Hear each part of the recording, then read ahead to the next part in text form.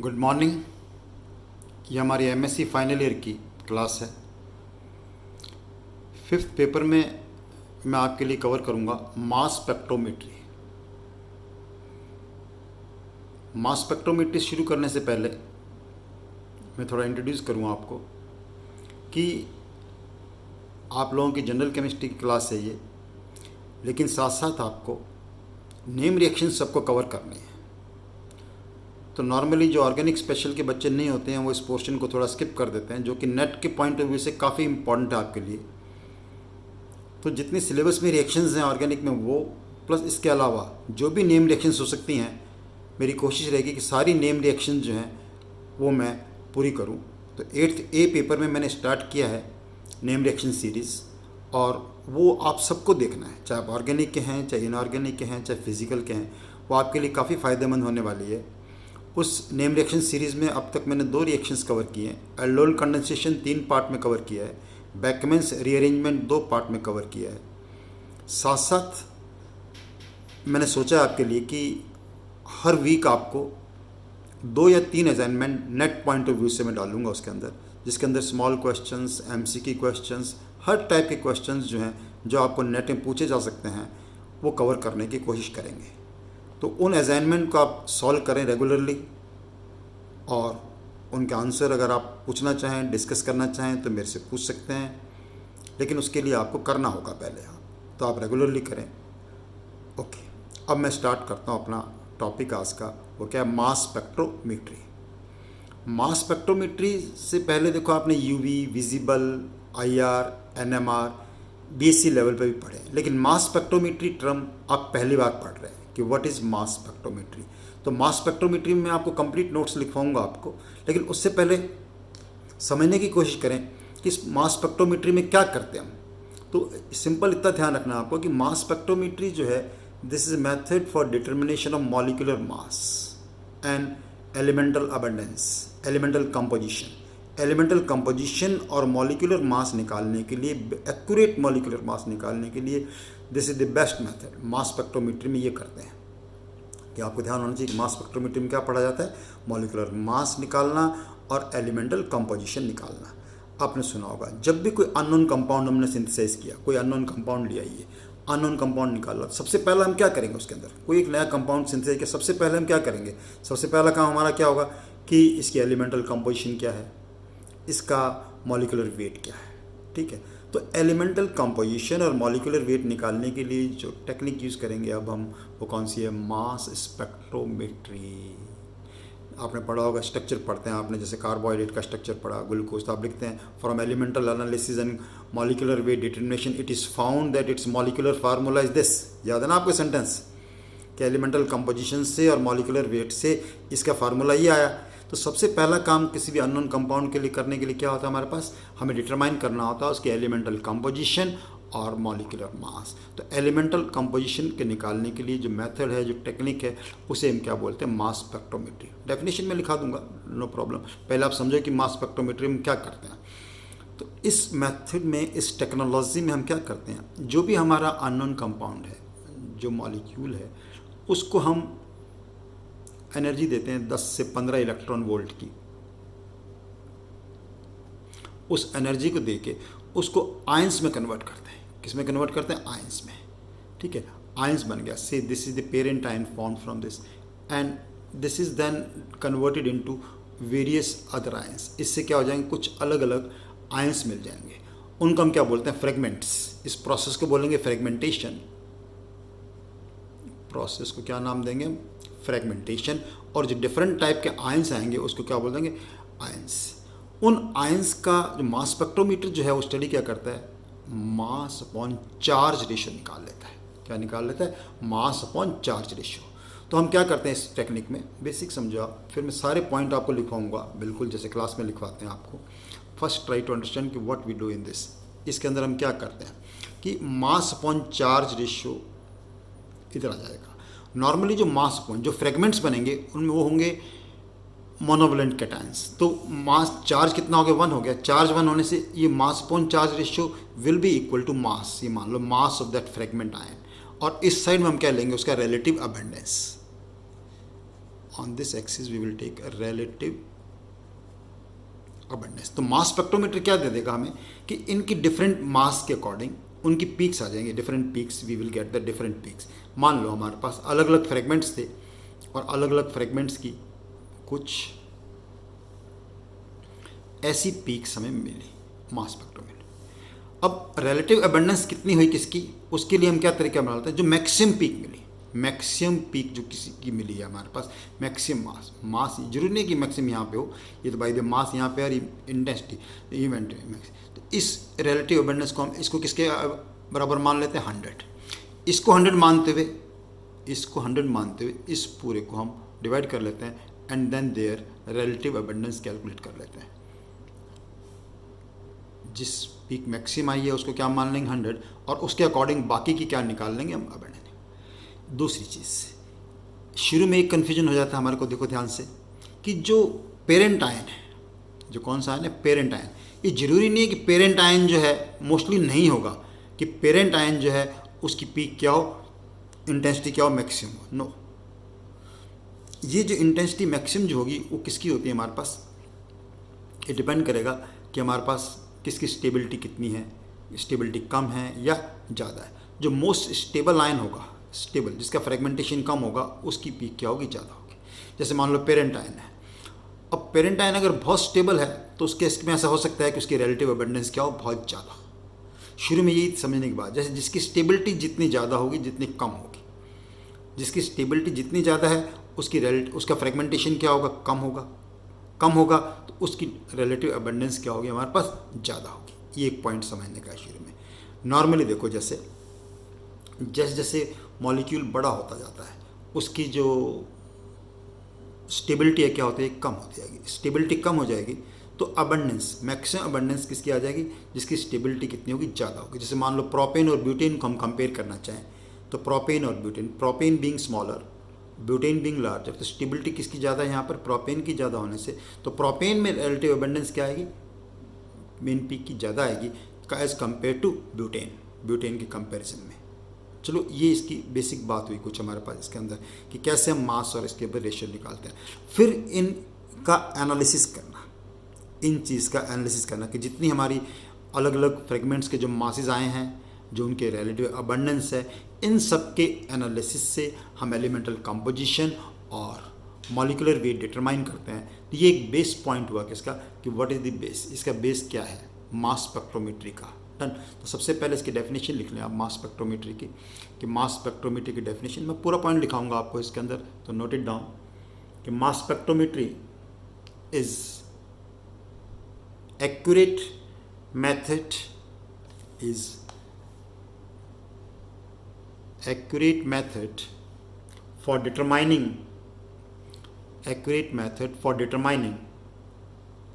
molecular mass of the compound,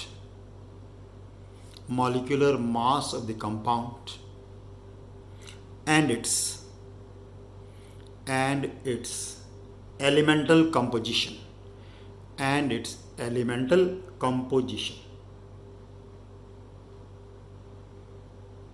Next line. In this method,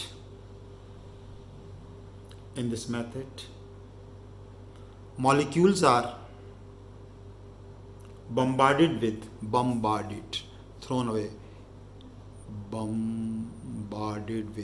molecules are bombarded with a beam of energetic electron,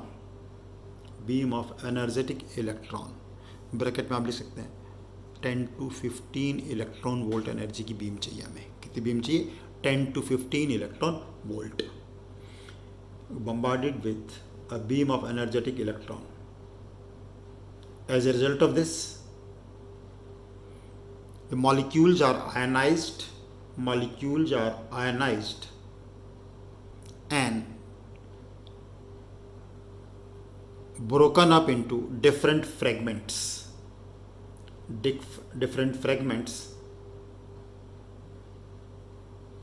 and it is called fragmentation.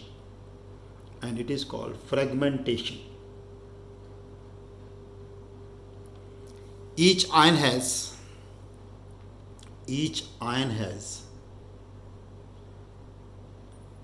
A different, ऐसे लिखना, mass to charge ratio, mass to charge ratio, full stop. Normally charge is 1, normally charge is 1, and hence n upon e ratio, n upon e ratio is molecular mass of the ion, molecular mass of the ion, molecular mass of the ion. Okay, for example जैसे मैंने अभी explain किया था आपको, उसमें example लिखो. For example, for neopentane, सबसे पहले नियोपेंटेन की एग्जाम्पल हमेशा मिलेगी आपको इसके अंदर. देखो, for neopentane, neopentane is very stable. Stability के लिए ध्यान रखो आप. देखो, मैंने एक वर्ड यहाँ स्टेबिलिटी की बात बताई थी, यहाँ हम स्टेबिलिटी की बात बताते हैं. Neopentane, neopentane is so, why it is stable. देखो, स्टेबिलिटी का रूल होता है कॉमन, जो अपन कंपाउंड्स पढ़ रहे हैं उसके अंदर, with increase of branching stability will increase, with increase of branching stability will increase. तो pentane, isopentane, neopentane, neopentane is the most stable pentane in this. ठीक है, example of for neopentane, following fragments are obtained. For neopentane following fragments are obtained. अब ये fragments जो हैं neopentane के, मैं दिखा रहा हूँ आपको, neopentane following fragments are obtained. तो नियोपेंटेन लिया हमने, देखो ध्यान से, नियोपेंटेन, नियोपेंटेन में इलेक्ट्रॉन रिमूव हुआ, इलेक्ट्रॉन रिमूव होकर क्या बन गया, cation. This is the cation. No, this is parent ion. क्या हो गया, पेरेंट आयन. पेरेंट आयन को हमने किससे रिप्रेजेंट कर दिया, मान लो M+ से रिप्रेजेंट कर दिया, पेरेंट आयन, पेरेंट आयन. और इस पेरेंट आयन का M/E अपने आप आ जाएगा हमारे पास 72. M/E इतना होता है 72 मॉलिक्यूलर. अब ये प्रोसेस क्या हुआ, इसका fragmentation. On its fragmentation, these are the various ions obtained. तो मास स्पेक्ट्रोमीटर जो हमें क्या देता है, रिलेटिव इंटेंसिटी सिंबल, हमें पर मास अपॉन राज. तो इनकी जो मास अपॉन चार्ज रेशियो जो है वो कितनी मिली हमारे को, वैसे तो अपने आप टाइम से कैलकुलेट करके कर सकते हैं. 57, 36, 5, 41, 24, 5, 29. आप कुछ नहीं कर रहे, मास जोड़ रहे हैं अपन, क्योंकि मास अपॉन चार्ज, चार्ज 1 है तो इनको मास जोड़ लिया. मास जोड़ने से हमारे पास क्या आ गया, M/E रेशियो. जब हम इसका ग्राफ देखते हैं, मास स्पेक्ट्रा देखते हैं, तो मास स्पेक्ट्रा इज लाइक दिस. इसका जो मास स्पेक्ट्रा है वो इस प्रकार से आता है. देखो, नियोपेंटेन का जो मास स्पेक्ट्रा है दैट इज लाइक दिस. जो रेड कलर से मैंने एक पीक बनाई है, रेड कलर से, इसकी इंटेंसिटी क्या थी, हाईएस्ट थी. इंटेंसिटी क्या थी इसकी, highest. It is of highest intensity. तो हम क्या करेंगे, अब इसके अलग अलग, ये तो आ गया अपने पास मास अपॉन चार्ज रेशियो आ गया. रिलेटिव अबंडेंस देने के लिए हमें खुद देखना होगा. कैसे देखेंगे, हाईएस्ट के कॉरस्पॉन्डिंग हमने क्या दे दिया, 100. अब इसको 100 डिवीजन में डिवाइड करके, ये तो नॉट स्केल के अनुसार नहीं है, ऑलमोस्ट मैंने कोशिश की कि पेन से बनाया, बिना स्केल से बनाया ये तो 100, लेकिन एग्जैक्ट आप देख सकते हैं कि किसकी रिलेटिव अबंडेंस कितनी हो जाएगी. ओके, ये पॉइंट आपको क्लियर है कि नहीं, कि जो हाईएस्ट पीक आई उसकी रिलेटिव अबंडेंस, इस साइड में देख लो, मैंने लिखा नहीं, देखो इस साइड में हम क्या ले लेंगे, रिलेटिव अबंडेंस, और इस साइड में हमारे पास क्या आ जाएगा, mass upon charge ratio, M charge ratio, जो कि मास के बराबर है आयन के, क्योंकि आयन सारे के सारे कैसे हैं, मोनोवैलेंट है. Okay, relative. तो इसको 100 मानते हैं, बाकी सबके रिलेटिव अबंडेंस हमने कैलकुलेट कर ली, जो कि हमारे को हेल्पफुल होगा. बाद में पता चलेगा कि एनालिसिस का कैसे करते हैं, कि to analyse the compound. Done. तो रिलेटिव अबंडेंस में यहाँ नहीं लिख रहा, यहाँ पे रिलेटिव अबंडेंस लिख सकते हैं आप. रिलेटिव अबंडेंस आपकी कैलकुलेट कर रखी है यहाँ पर, इसके हर एक कॉरस्पॉन्डिंग कितने आगे रिलेटिव अबंडेंस आगे. तो नियोपेंटेन क्लियर हुआ. नियोपेंटेन कौन से आयन बने, फ्रेगमेंटेशन से कौन से आयन मिले. ये आयन मतलब हम ऐसे नहीं कि इसको देख के बनाए, ये आयन्स हमें मिले कहाँ से, फ्रॉम, ये आयन्स की वैल्यू कैसे निकाली हमने, फ्रॉम द M/E. जो मास स्पेक्ट्रोमीटर हो रहा है वो तो हमें किसकी वैल्यू दे रहा है, M/E की वैल्यू दे रहा है. तो M/E की वैल्यू से हमने ये कैलकुलेट कर लिया कि ये फ्रेगमेंट्स इसके बने. जितना फ्रेगमेंटेशन ज़्यादा होगा उतना ही एलिमेंटल कंपोजिशन निकालने में ज़्यादा हेल्पफुल होगी हमारे को स्ट्रक्चर. ये बाद में पता चलेगा एनालिसिस कैसे होता है, ये पढ़ेंगे. अभी तो हम केवल बेसिक देख रहे हैं इसका. ओके, तो लास्ट में हमने क्या लिखा था, एग्जाम्पल नियोपेंटेन, ये बहुत अच्छी तरह देख लें, इसका स्क्रीनशॉट आप ले सकते हैं और उसके बाद आराम से इसको देख सकते हैं। अब लिखो, आप नेक्स्ट लाइन से लिखिए इसके अंदर।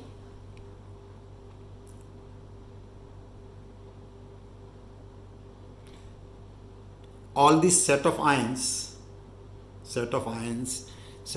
बोल देते हैं। आयन, सेट ऑफ आयंस को हम क्या बोल सकते हैं? फ्रेगमेंट्स बोल सकते हैं। Sometime we also call them daughter ions. All these fragments, daughter ions, are analyzed in such a way that a signal is obtained for each value of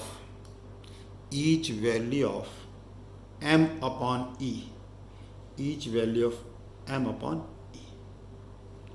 The intensity of each signal represents relative abundance of the ion.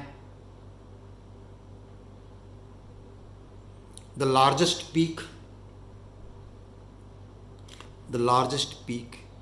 is called base peak. Largest peak is called base peak, and its intensity is taken as 100. ये मैं explain कर ही चुका हूँ आपको कि largest peak is taken as base peak and its intensity is taken as 100। यह वापस सुन लीजिए, ये जरूरी नहीं है कि जो बेस पीक है, जो कौन सी पीक है आपकी बेस पीक है, वो कौन सी हो? पेरेंट आयन की हो। पेरेंट आयन की नहीं होगी, कभी कभी हो सकती है, मोस्टली नहीं होगी। डन। क्योंकि पेरेंट आयन जो होगा वो अनस्टेबल होगा, दैट इज इजीली फ्रेगमेंटेटेड। जितना ज़्यादा आयन की स्टेबिलिटी कम होगी, स्टेबिलिटी क्या होगी? कम। स्टेबिलिटी कम होगी तो उसकी रिलेटिव अबंडेंस क्या हो जाएगी? ज़्यादा हो जाएगी। ये ध्यान रखना आपको। स्टेबिलिटी ज़्यादा होगी तो उसकी रिलेटिव अबंडेंस क्या हो जाएगी? ज़्यादा हो जाएगी। तो जो इजीली कन्वर्ट हो गया, जिसका रेट ऑफ फ्रेगमेंटेशन ज़्यादा है, तो उसकी पीक क्या हो जाएगी? कम हो जाएगी। ये आपको ध्यान रखना है। डन। क्लियर।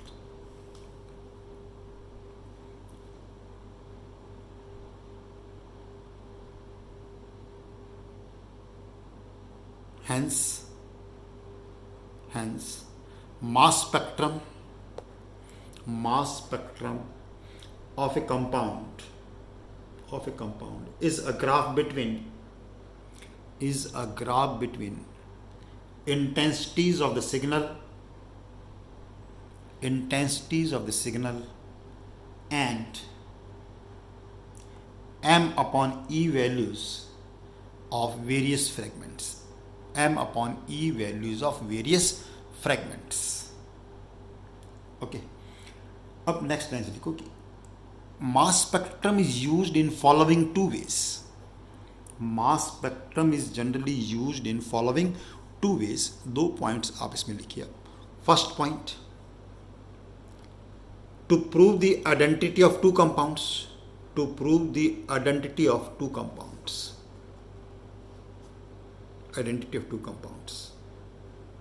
इसमें आप चाहे तो लिखिए, because no two compounds can have same mass spectra.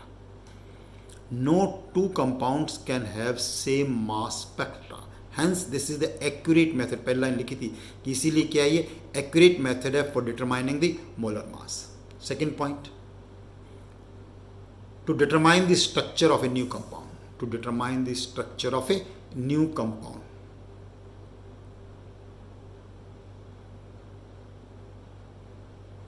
Next line से देखो, the mass spectrum give the structure of new compound in different ways like पहला पॉइंट लिखो इसके अंदर, it can give us exact molecular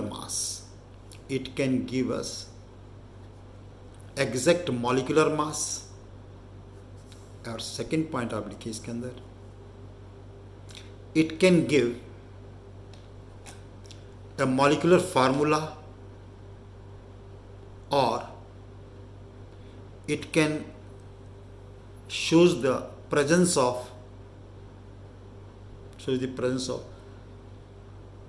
different structural units in a